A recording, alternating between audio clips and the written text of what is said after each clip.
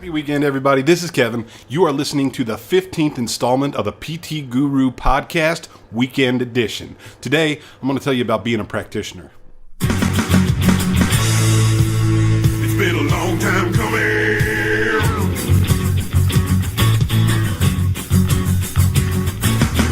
6 days a week, 10 hours a shift.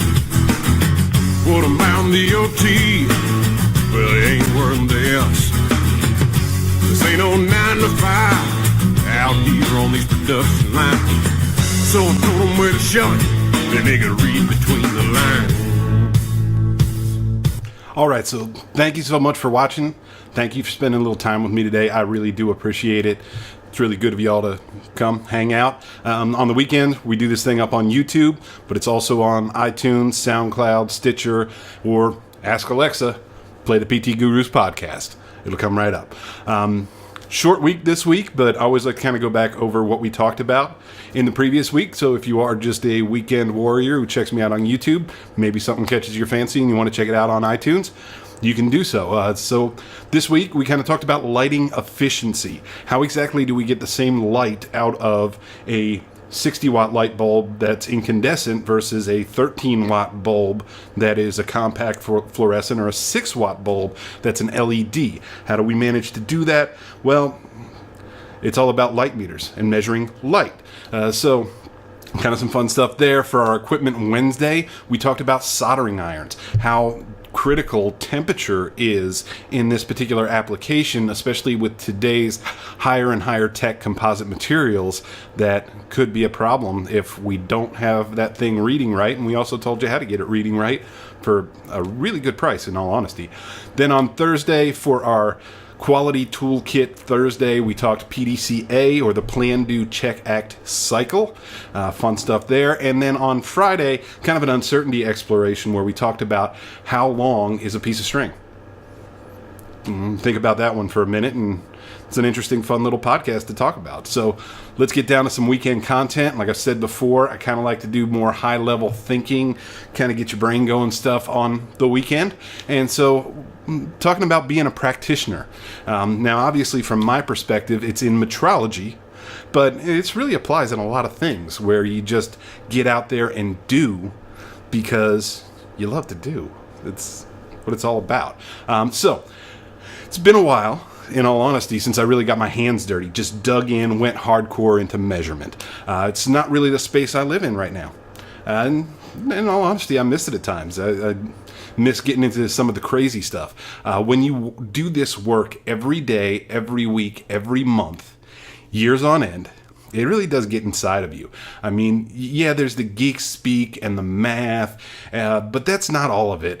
There's this blend of blue collar and white collar and straight up lab geek that all come together at this intersection, and it's a really cool place to be. It's a strange place to find yourself, but it's a really cool place to be. It's like that Stan Lee cameo that's in every Marvel movie.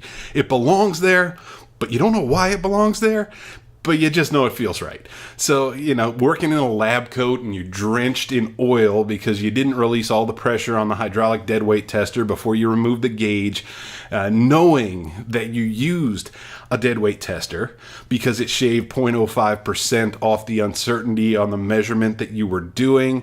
That, my friend, is metrology in a nutshell. Now, did you need to shave that? Did you really need that little extra? I don't know, maybe. But you did it anyway. Why'd you do it? You just did it because you wanted to, because you could. This is what it is to be a practitioner. You do it for the love of the craft, not because you have to do it, not because you have to do it that way, not because you have to make it better. You do it because you love it. It's not what's expected of you. You love the work. You love the idea. You love the concepts behind it. This is what artists do when they paint. They don't paint the same thing over and over and over again because they know it will sell. That's not art. They paint from their souls. They don't care if somebody buys it when they're creating it. They're making art. If you come to this space trying to make a buck first, I'm sorry, but you've already lost. Genuine execution will win every single time. Execution from the soul. Execution from the heart. execution from the mind because you want to stretch yourself. It's execution for the sake of execution, not for the sake of sales, for the sake of the customer. That's why you're doing it. It's for the customer, and it's for you to just prove that you could take it to that level. Sure, you can produce. And the artist, he can make the same thing over and over again. That painter can paint that same painting over and over again because the first one sold for a lot of money. But then it's not art anymore. It's a commodity. And what sucks when we enter this field that's commodities is that it's a race to the bottom. It's a race to the lowest price. The artist that repaints that painting, guess what? Somebody else is going to copy it better. Now, she gets to command a higher price than the original artist. Maybe she can paint them faster. It's a race to the bottom. When you do this work, when you're a practitioner, you do the art, you do the work out of love. You don't do it the same way over and over because it isn't the same over and over. Maybe it's sort of the same. I mean, you're still painting, you're still calibrating, you're still measuring, but it's the same idea. And maybe you start the same, but then it changes. It evolves. Measurements are unique and they have their own nuances. After you've run that same procedure for a Fluke 87 100 times, 87V, you know it's going to read 50.1% on the duty cycle measurement, because they all do, every single one. You know that the open capacitance for that particular meter is 0.26 nanofarads. You're a practitioner. You've done it. You've seen it. You just know it by heart after a certain time. But by carrying out that same procedure 100 times, you start to feel like a machine, like a cog. It's lost its art because it's not that anymore. You do your job, but you're just waiting for something to be different. That's when things would get boring, at least for me. I like the dirty. I like it when things don't work the first time.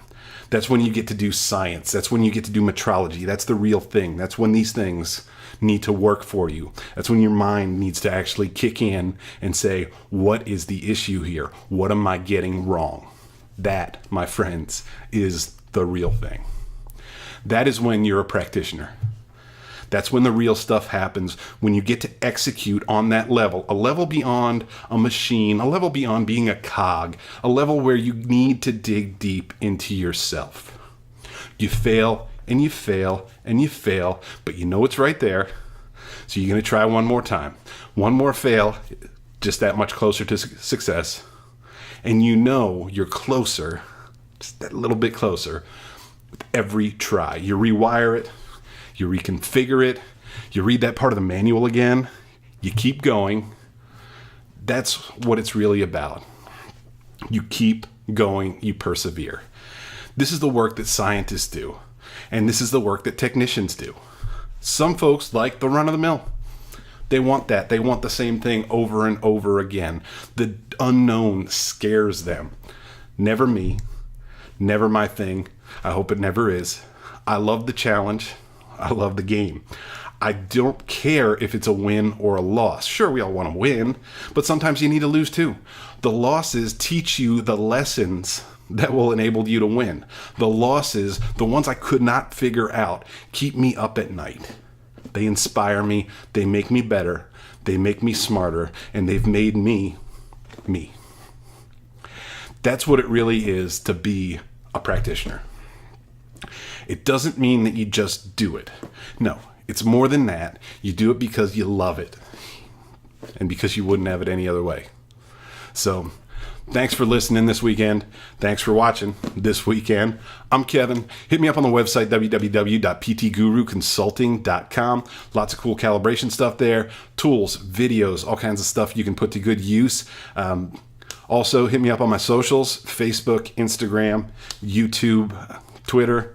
All over the place, pretty much PT Guru Consulting everywhere, or PT Guru in general. The new Instagram page is up, running. Hit me up over there, and that's on Insta. We're PT Guru Consulting. So I hope you have a great week, everybody, and I'm going to talk at you on Monday. Peace out.